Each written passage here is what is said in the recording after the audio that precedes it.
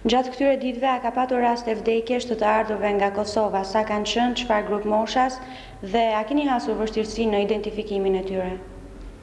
Po, gjatë tyre 3-4 ditëve të fundit, nga të ardhur nga Kosova, kemi 7 raste vdekje, janë 2 burra, 1 fëmijë porsalindur dhe 4 gra. Tani që edhe për opinion, sepse ka njerëz, disa nga të vdekurit kanë qenë të pashoqëruar, i kanë gjetë smur në rrugë, gjatë shtektimit, i kanë qenë në spital, shoqëruesit janë larguar dhe edhe prokuroria për lëshuar urdhrin e varrimit, edhe spitali për të bërë epikrizën përcjellse, ka patur vështirësi në identifikimin e tyre. Tani thash për të shërbyer pak edhe opinionit të interesuarve, pasi me qetësimin e situatës të afërmit e tyre mund të kenë interes që edhe t'i transportojnë ekstrat e tyre në një kohë të mëvorshme, është mirë t'i bëjë dhe të njohur. Me datën 28/3 është varrosur dyrimisht Ali Krasniqi, lindur në vitin 1951 në Studençan, Suarek, pra 48 vjeç. Ky me thënë drejtën ka ardhur i stërlodhur me një tension mjaft të madh, siç tregonin të afërmit e tij që i kanë vrarë babain, i kanë vrarë vllain, i stresuar stepërmi, nuk kishte hëngër 3 ditë e funit, kishte 8 fëmijë të vegjël me vete dhe të gjithë ishin invalid të smur dhe nuk kishin mundësi të vinin as në varrim. Megjithatë, varrimi i tij u bë plot konform rregullave, normave, siç janë procedurat edhe zakonore edhe konform ligjit në fuqi. I dyti, po me 28/3, ka vdekur Halil Milit Bugari, lindur vitin 1970 në Samatranç, Suarekës. Ky ka ardhur i plagosur para se dilte në kufi, kishte plag mjaft të rënda dhe ka vdekur me të hyrë në spital.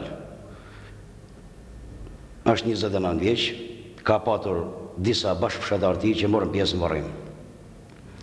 Me datë 29/3 ka vdekur Ganimet Turjaka Broqi.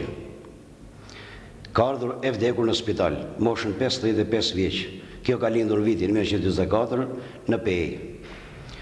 Po këtë ditë ka vdekur Mihrie Avdyl Krasniqi, 52 vjeç, lindur në vitin 1947 në Tërjak të Prizrenit. Po këtë ditë Fatime Hajdari, rreth moshës 65 vjeç. Kjo është gjetur e smurë në Morin, është sjellur nga kosovarët bashkëdhetarë tanë dhe ka vdekur në spital. Diagnozën nuk jam i profilit ta komentoj, por dihet që nuk kemi pas mundësi të identifikojmë saktësisht datëlinjen dhe vendlinjen e saj. Prandaj të interesuarit ose njerëzit që e kanë sjellë deri në spital është mirë, sepse ne për gjitha njerëz do të përpillojmë dosje përkatëse, siç thash në fillim, sepse më vonë mund të sistemohen edhe në vendlinjen e tyre. Ndërsa sot kemi varros një grua të pa identifikuar, është moshën 60-65 vjeçare. Për të interesuarit, të afërmit e saj, mund të them që është një grua me gjatësi rreth 155 cm, ka një këmishë të bardhë pambuku veshur, një lek leshi në ngjyrë kafe, një triko leshi në ngjyrë jeshile. Ka një shall të madh në ngjyrë kafe të errët, tuta të zeza me pulla vishnje. Kjo ka vdekur duke hyrë në spitalin e Kukësit, ishte me gishtat e coptuar majt e gishtave, gjunjët të zhveshur nga mishi dhe thojt e kamës të hequr, pra kishte ecur shumë me zvarritje për të rrit me sa duket plumave terrorit që vazhdon akoma në Kosovë. Dhe i shtati është një fëmijë i porsalindur në maternitetin tonë, në spitalin tonë.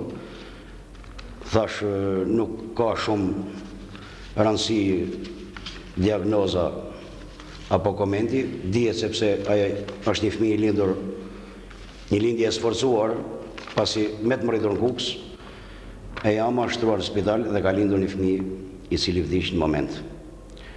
Është fëmija i Mihane Kaldurës, ose i ati ti quhet Isa, pra Kallodra, nga Gremina e Pejës. Ka lindur, si që thash, me datë 29/3 dhe është bë varrimi. Pra janë këto 7 viktima që janë varrosur varrezat e publike të qytetit tonë. Tani u shfrytëzoj momentin duke falenderuar televizionin për interesin që faqen dhe nesh, që të bëjnë një thirrje opinionit shënosh Kuksion, opinionit human Kuksion, që krahas gjithë sakrificave tjera, do të ishte mirë që meqense gati çdo ditë kemi raste të tilla, sepse njerëzit vinë të traumatizuar, të terrorizuar, të gjunjëzuar në pikpamjen morale dhe ekonomike, pra janë të vojtur, të lodhur, kuptohet që këto nuk vinë vetëm njerëz të shnosh, vinë edhe njerëz të smur me diagnoza të ndryshme, që të gjithë të ardhit nga Kosova fillimisht sistemohen në morgun e spitalit. Ne kemi bërë një praktikë si bashki që në ora 15 çdo ditë bëjmë varrimin e tyre në varrezat e qytetit Kukësit. Në pamundësi për të ardhur qytetarët tonë për të animuar dhe për të nderuar këto viktima, është mirë që edhe tek stacioni i njohur tash i Kukësit tek Shodogalica mund vinë na shoqërojnë për të ndihmuar në këtë drejtim. Desha t'ju pyes duke patur parasysh edhe numrin e të ardhurve nga Kosova që kap shifrën disa 10.000, 5 vdekje në dita janë normale për një numër të tillë, për një popullsi të tillë? Tani ne jemi të njohur me ngjarjet nëpërmjet TV Kukësit dhe gjithë mediave që grupi i parë i ardhur në Kukës natën e parë kanë qenë grup me të vërtetë i terrorizuar, të shkatëruar edhe herë them moralisht, fizikisht dhe mbi vete mbartin disa lloje smundjesh. Kur them smundje, jo të trashëguara, por të momentit, sepse kanë ardhur fëmijë të porsalindur, kanë ardhur fëmijë që kanë lind gra shtazana që kanë lind moment. Kemi pleq me një moshë mjaft madhe, kemi gra të cilët ne vërtet shohim domon më shumë makina, IFA, makina të vogla, autobus, por të mos harrojmë se kanë ardhur me qerre, kanë ardhur me kuaj, po kanë ardhur me kam, siç përmend rastin e kësaj gruas pa identifikuar akoma. Megjithëse është fotografuar nga prokuroria të gjithë këto viktimat dhe ne kemi bërë me qëra rasti këta përmend që kemi rrjeshtuar domon të gjithë këto varre janë në një drejtim të caktuar, të vequar, jo të shkputur, por të vequar nga qytetarët e Kukësit. A mund të thuhet që shkaku i vdekjes së tyre është presioni që është ushtruar mbi ta? Padyshim që kryesorja kjo është për ne thashë që ato vinë të terrorizuar. Domon unë përsëri them që nuk mund dalë jashtë profilit të komentoj diagnozën e tyre, por kemi njerëz që janë të gjithë të tensionuar me strese, janë pa ushqim. Kur them janë pa ushqim, ja se s'ka gjetë mbështetje, nuk mund të hanë ushqim sepse kanë parë terror të vërtet. Tregojnë gjithë ato raste që me shoqëruesit e tyre të paktën që kemi ne këto ditë në spital, janë nëna, janë vëllezërit tanë që tregojnë se i kanë vrarë vllajin, i kanë vrarë burrin, i kanë vrarë djalin prezencë. Domon janë kjo diferenca që kanë ikur nga ky terror. Dhe detyrimisht, domon sikur gjenin sado kushte komodet e ne, përsëri do të ishte e pamjaftueshme që ato të riktheheshin, të rehabilitoheshin, si më thonë në një jetë normale. Faleminderit.